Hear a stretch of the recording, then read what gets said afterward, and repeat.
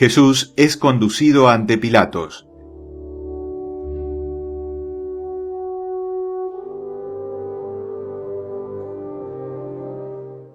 La inhumana turba que conducía a Jesús desde Caifás hasta Pilatos lo llevaron por la parte más frecuentada de la ciudad, bajaron la montaña de Sión por el lado del norte, atravesaron una calle estrecha situada en su parte baja y se dirigieron por el valle de Acra a lo largo de la parte occidental del templo hacia el palacio y el tribunal de Pilatos, situado al nordeste del templo, enfrente del gran fortín o de la gran plaza. Caifás, Anás y muchos miembros del gran consejo iban delante, con sus vestidos de fiesta.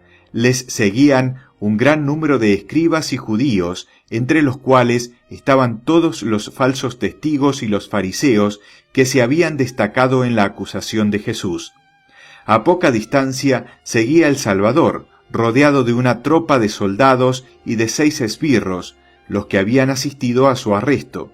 La muchedumbre afluía de todos lados y se unía a ellos con gritos e imprecaciones. Los grupos se atropellaban por el camino. Jesús iba cubierto solo con su túnica interior, toda llena de inmundicias.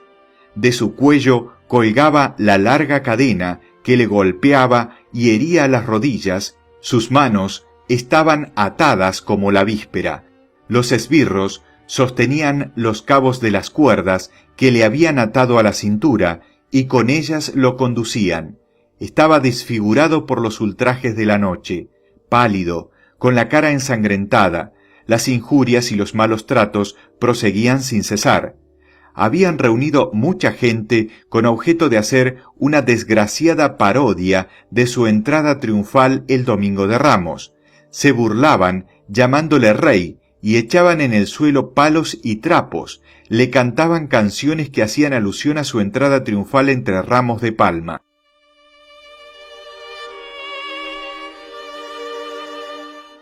En la esquina de un edificio, no lejos de la casa de Caifás, esperaba la madre de Jesús, junto con Juan y Magdalena, esperando verlo.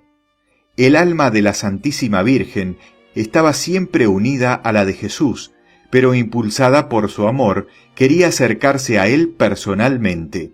Tras su visita nocturna al tribunal de Caifás, había estado en el cenáculo, sumida en un silencioso dolor. Cuando Jesús era sacado de nuevo de la prisión para ser presentado a los jueces, ella se levantó, se puso su velo y su capa y dijo a Juan y a Magdalena: «Sigamos a mi hijo a casa de Pilato. Tengo que verlo con mis propios ojos». Se colocaron en un sitio por donde la comitiva debía pasar y esperaron. La madre de Jesús sabía bien lo horriblemente que estaba sufriendo su hijo, pero su vista interior nunca habría podido concebir que la crueldad de los hombres lo hubiera dejado tan desfigurado y golpeado, porque en su figuración sus grandes dolores aparecían calmados por la santidad, el amor y la paciencia. Pero entonces se presentó ante su vista la terrible realidad. Primero pasaron los orgullosos enemigos de Jesús, los sacerdotes del Dios verdadero con sus trajes de fiesta, revestidos con sus decisiones tomadas y su alma llena de mentira y maldad. Los sacerdotes de Dios se habían vuelto sacerdotes de Satanás.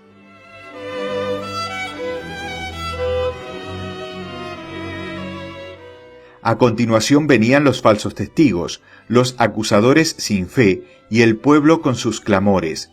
Al final de todos llegó Jesús, el Hijo de Dios, el Hijo del Hombre, su Hijo, desfigurado, maltratado, atado, empujado, arrastrado, cubierto de una lluvia de injurias y de maldiciones. Él hubiera sido perfectamente irreconocible incluso para su madre, si ella no hubiera visto al instante el contraste entre su comportamiento y el de aquellos viles atormentadores. Él solo en medio de la persecución, sufriendo con resignación, alzando sus manos solo para suplicar al Padre Eterno el perdón de sus enemigos. Cuando él se acercaba, ella no pudo contenerse y exclamó: «¡Ay! ¿Este es mi hijo?». «Sí, lo es. es mi amado Hijo. Oh Jesús, mi Jesús. Al pasar delante de ellos, Jesús la miró con una expresión de gran amor y ternura, y ella cayó totalmente inconsciente. Juan y Magdalena se la llevaron, pero apenas volvió en sí, se hizo acompañar por Juan al palacio de Pilatos. Jesús debió de experimentar en este camino la aguda pena de ver cómo hay amigos que nos abandonan en la desgracia. Los habitantes de Ofel, que tanto querían y debían a Jesús, estaban a la orilla del camino, y cuando le vieron en aquel estado de abatimiento, su fe se tambaleó, y ya no pudieron seguir creyendo que era un rey, un profeta, el Mesías, el Hijo de Dios.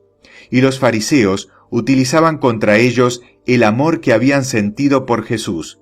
Así se enfriaron sus corazones debido al terrible ejemplo que les daban las personas más respetadas del país, el sumo sacerdote y el Sanedrín o el Gran Consejo.